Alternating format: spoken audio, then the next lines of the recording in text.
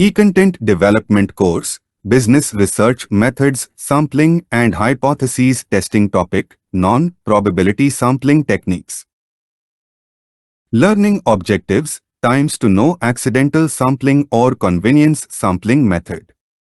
Times to understand judgmental sampling. Times to describe quota sampling technique. Times to explain snowball sampling method. Times to understand the criteria for selecting sampling techniques. Introduction. Sampling techniques can be broadly classified into two categories. They are probability sampling techniques and non-probability sampling techniques. In the previous episode, we have learnt about probability sampling techniques. In this episode, we are going to learn about non-probability techniques. For better understanding, this episode is divided into 5 sections. Namely, Section 1 deals with accidental sampling or convenience sampling method. Section 2 describes judgmental sampling or purposive sampling method. Section 3 explains quota sampling technique. Section 4 is about snowball sampling method, and Section 5 briefs the criteria for selecting sampling techniques. First, let's understand what is non-probability or non-random sampling technique is. To understand this, let's have a quick recap of probability sampling techniques. As we have learnt, the probability sampling is a technique in which every unit in the population has equal chance of being selected in the sample, and this chance can be accurately determined. Whereas non-probability sampling is a sampling technique in which some units of the population have non-zero chance of selection, or where the probability of selection cannot be accurately determined. The reason is non-probability sampling techniques do not follow the theory of probability in the choice of elements from the sampling population. Non-probability sampling techniques are used when the number of elements in a population is either unknown or cannot be individually 2. Identified. Non-probability sampling is also known by different names such as deliberate sampling, purposive sampling and judgment sampling, etc. Important features of non-probability sampling techniques are: times non-probability sampling methods does not adopt the theory of probability and it does not give a representative sample of the population. Times this method of sampling procedure does not afford any basis for estimating the probability that each item in the population. Times non-random method of sampling design may be subjected to a sampling bias. Times in this type of sampling techniques, selection of the samples from the universe is deliberately decided by the researcher. The judgment of the researcher of the study plays an important role in this sampling design. Times typically units are selected based on certain non-random criteria, such as quota or convenience sampling method. Times in this type of sampling designs, sampling errors cannot be estimated. Times the investigator may select a sample which shall yield results favorable to his point of view, and if that happens, the entire inquiry may get vitiated. Thus, there is always the danger of bias entering into this type of sampling technique.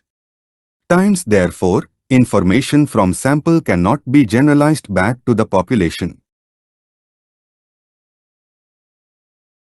Types of non-probability sampling techniques. There are 4 commonly used non-random sampling techniques, each based on a different consideration, which are commonly used in both qualitative and quantitative research.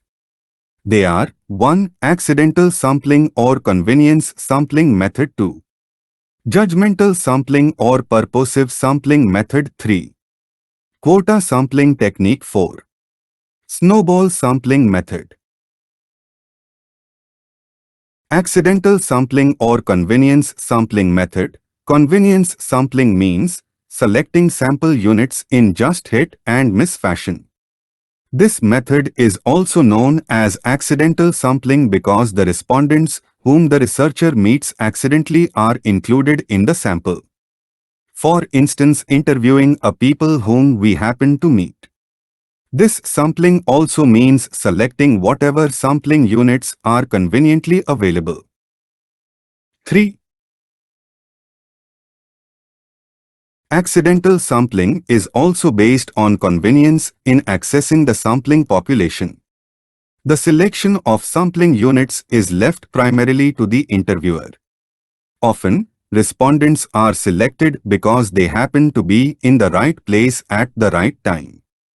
For instance, if the researcher wants to study the consumer behavior towards a particular product, he/she stand outside a shopping mall and hand out questionnaire surveys to people or interview them as they walk in. The sample of respondents the researcher obtains will be a convenience sample. This is a non-probability sample because the researcher has not applied the theory of probability in selection of sample respondents. The major advantages of using convenience sampling are: times convenience sampling is the cheapest and simplest, times it does not require a list of population, times it does not require any statistical expertise, times the sample units are accessible and easy to measure. In spite of these advantages, this form of sampling has serious limitations. They are: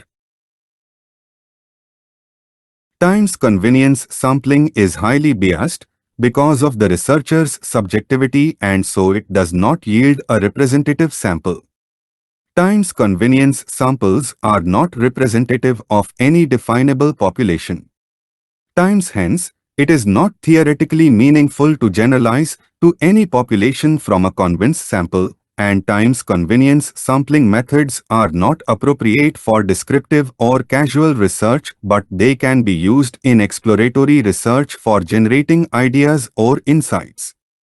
Times convenience samples can also be used for focus groups interviews, pretesting questionnaires or pilot studies. Times when a population cannot be defined or a list of population is not available, then the convenience sampling techniques can be used to test ideas or to gain knowledge about the phenomenon. Times it is the least reliable sampling method. There is no way estimating the representativeness of the sample. Times therefore the findings cannot be generalized. Part 2: Judgmental sampling or purposive sampling. 4.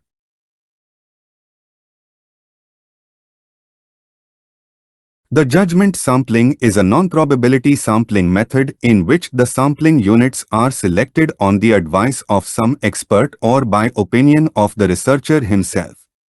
In the first case, an expert who is familiar with the sampling frame guides the researcher in selecting units from the sampling frame. In the second case, the researcher applies his/her intuitive judgment and previous experience in selecting the sampling units from the sampling frame. This involves selection of cases which we judge as the most appropriate ones for the given study.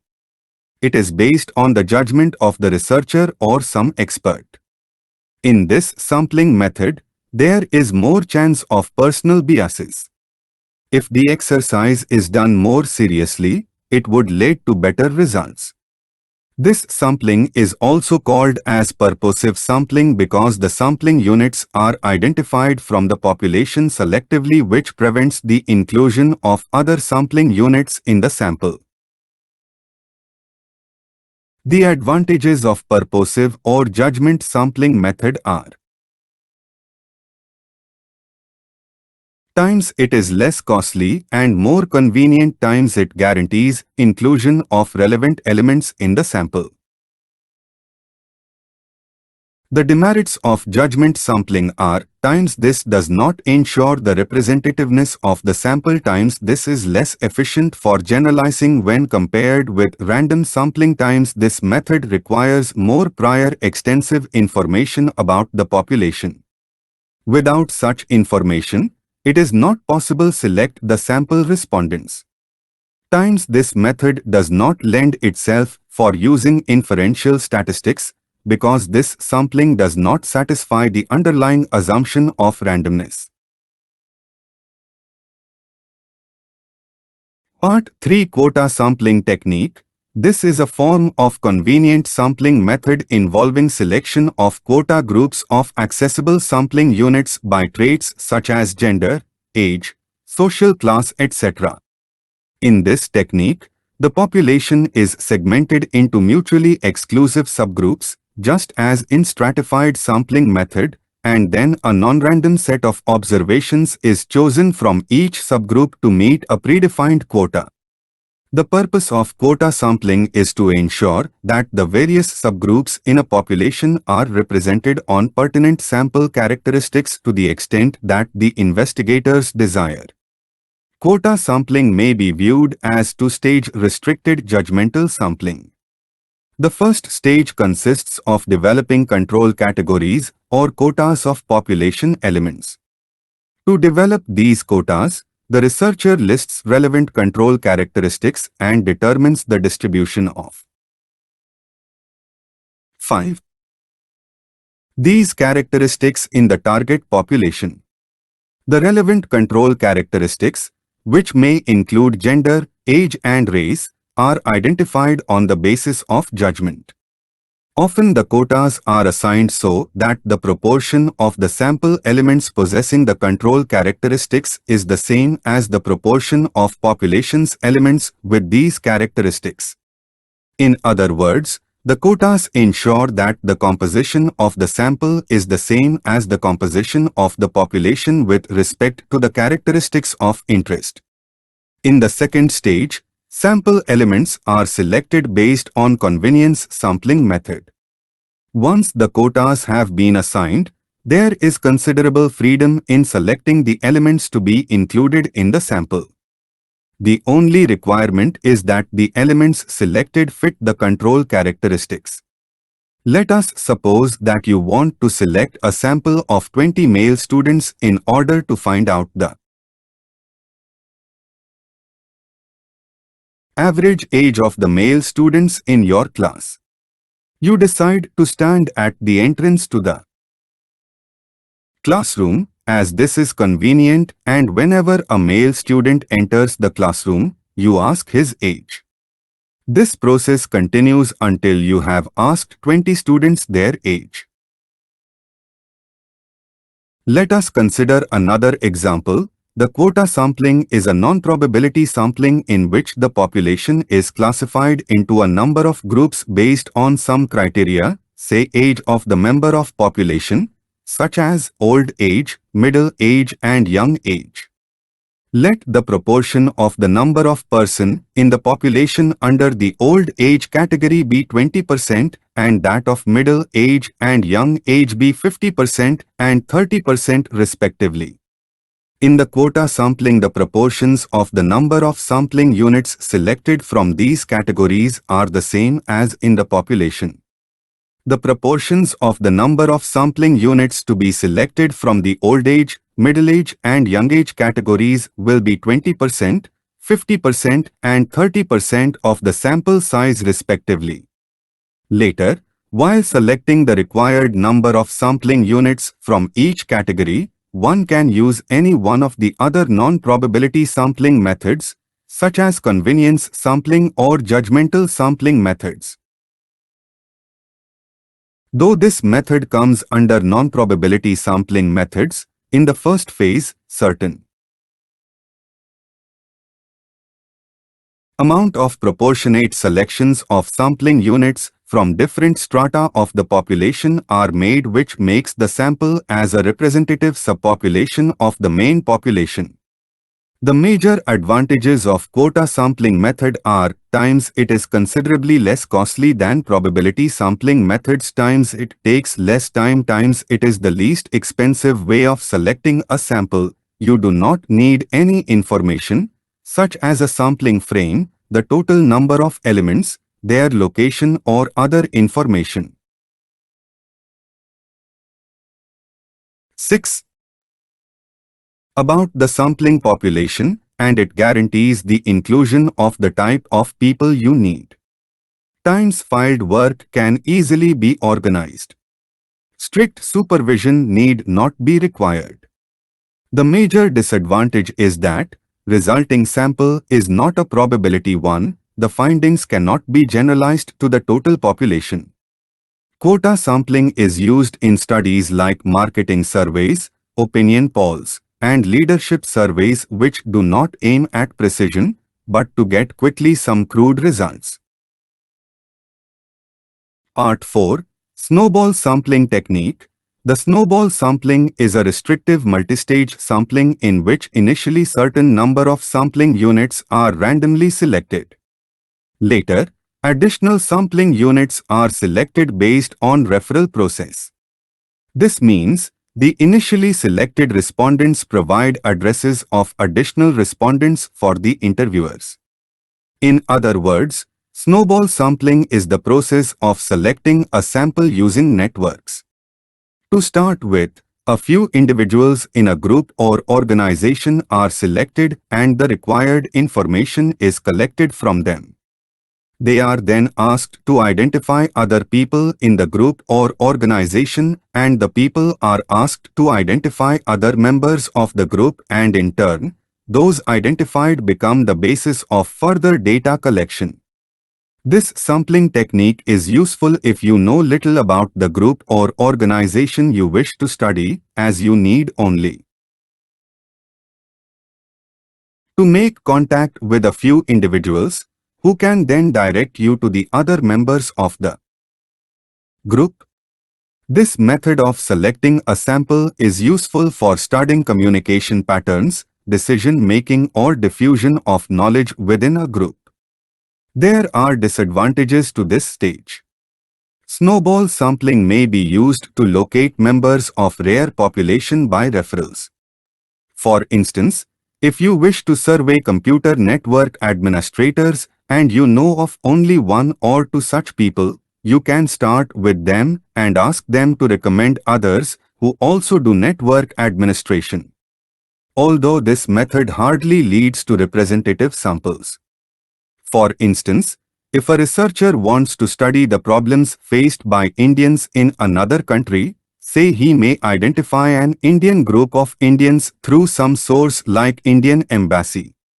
Then he can ask each one of them to supply the names of other Indians known to them and continue this procedure until he gets an exhaustive list from which he can draw a sample or make census survey. 7. This is an inexpensive and convenient non-probability sampling method which suits the situations where the development of sampling frame is a difficult and time-consuming task. Advantages. The advantages of snowball sampling are: 1. It is very useful in studying social groups, informal groups in a formal organization, and diffusion of information among professionals of various kinds. 2. It is useful for smaller populations for which no frames are readily available. Disadvantages. The major disadvantage of snowball sampling is that it does not allow the use of probability statistical methods. It is difficult to apply this method when the population is large. And it does not ensure the inclusion of all elements in the list. Part 5. Criteria for selecting sampling techniques. In the previous sections, we have examined the various sampling methods, their features, applications, merits and limitations. Now let us examine the criteria for selecting appropriate sampling technique for the study. The choice of a sampling plan calls for a careful considerations of various factors such as the nature of the problem, the intention of the researcher, the geographical area covered by the survey, the size of the populations to be studied, the extent knowledge available about the population, the amount of funds and other facilities available for the study, time factor, etc. The decision process is complicated one. Now let us discuss in detail the various criteria governing the choice of the sampling technique. Purpose of the survey: what does the researcher aims at? If he intends to generalize the findings based on the sample survey to the population, then an appropriate probability sampling method must be selected. The choice of a particular type of probability sampling depends on the geographical area of the survey and the size and nature of the population under study. On the other hand, if he is interested in just understanding the nature of the phenomenon under study and does not aim at generalizing his finding, some non-probability sampling method can be applied. Measurability: application of statistical inference requires the computation of sampling error from the sample itself. Probability methods of sampling only allow such computation. 8.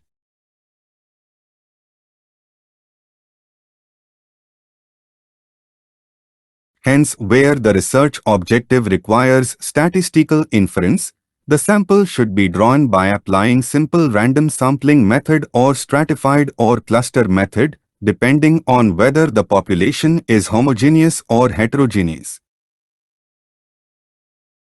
Degree of precision: should the results of the survey be very precise, or even rough results could serve the purpose? The desired level of precision is one of the criteria of selecting a sampling method. Where a high degree of precision of results is desired, probability sampling techniques should be used. Otherwise, a researcher can go for any non-probability sampling methods. Information about the population: how much information is available about the population to be studied? Where there is no list of population available, then it is difficult to apply a probability sampling method. Then exploratory study with non-probability sampling may be made to gain a better idea of the population. Conclusion: by this we have come to an end of this episode. In this episode, we have learnt different methods of non-probability sampling techniques, such as accidental sampling or convenience sampling method, judgmental sampling or purposive sampling method, quota sampling technique and snowball sampling method. Probability sampling methods are based on the theory of probability. It provides a known non-zero chance of selection for each population element. On the other hand, non-probability methods are not based on the theory of probability. These sampling methods do not provide a chance of selection to each population element. The only merits of this type of sampling are simplicity, convenience and low cost.